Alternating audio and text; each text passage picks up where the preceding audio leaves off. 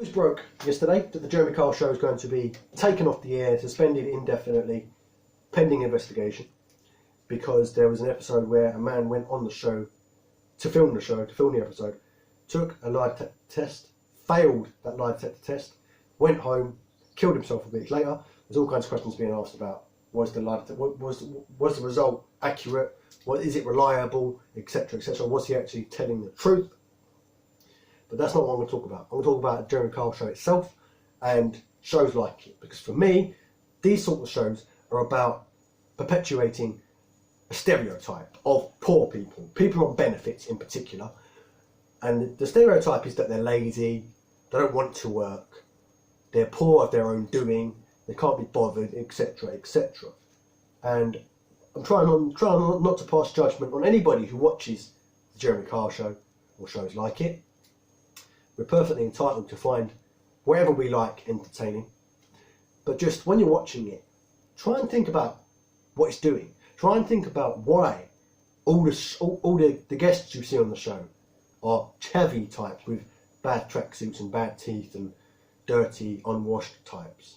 Try and think about why that is. Think about it. What he's doing is he's perpetuating a stereotype, trying to make it look as if all poor people or all people on benefits are like that. And as much as I'm sure most of you watching don't agree with that stereotype, that is what he's doing. That's what the show is doing. This is why he sits on the steps just before the chairs, if you've ever seen the show. And he will hurl abuse at these people. When you get a job, when you go for backside, when you do something with yourself, why do you smoke weed? Why do you do that? Why do you do this? And we have to remember, this is people's lives.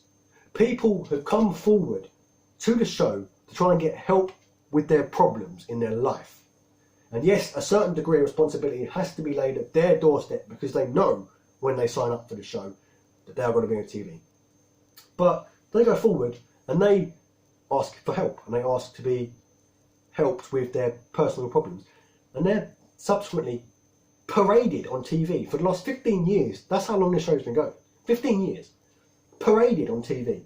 For everybody to look at, jeer at, sneer at, laugh at. And one of the most famous things about the show is guests with big teeth, bad teeth. Teeth that are out here, teeth that are jutting out here, teeth that are broken or crooked or missing or yellow or black or whatever. And there's a brilliant book that I read.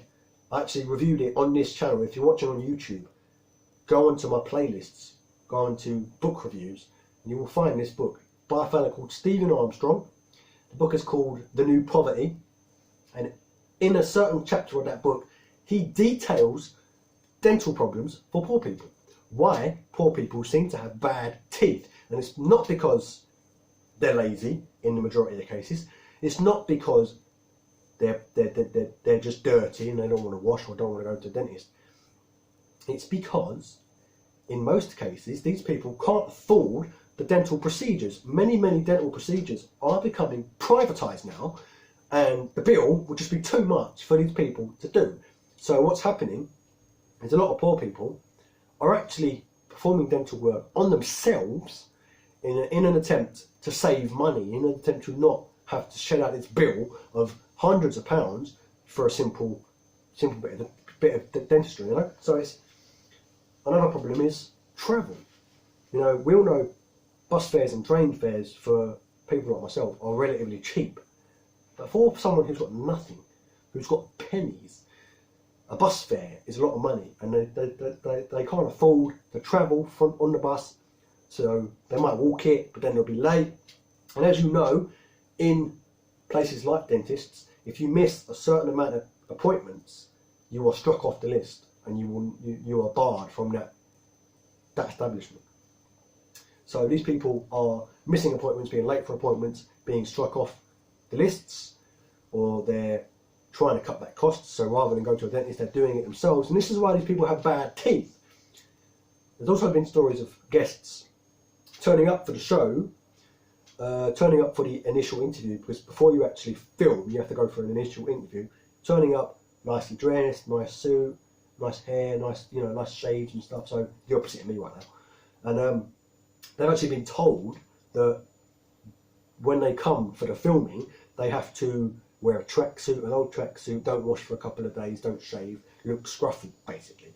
And that is what he's doing. It's what this show is doing. It's perpetuating a stereotype that all poor people, or people on benefits, oh, excuse me, that all these people are poor of their own doing. It's their own choice. They're just lazy. They're just dirty. They don't want to wash. They don't want to go to work. They don't want to get a job. That's what he's doing. And then he wonders what happens when this blatantly fixed show, it is sometimes so blatant it's unreal. He wonders what happens when his test fails, or maybe deliberately so. His test will fail, and then someone will go and kill themselves because they realise that they have lost someone that they love. This is talking about if this man actually was telling the truth or not. So it's about exploiting people's problems and making it about views, about, you know, ratings, and about entertainment, as opposed to actually helping the people. I hate the Jeremy Kyle show. I can't stand shows like it. I don't like TV, period, anyway. But shows like that in particular, hope it gets cancelled permanently, because these people need actual help with their issues. They don't need some 50-year-old man to use them as fodder for his viewership. They don't need it. That's all. Thanks for watching. I'll see you in the next video.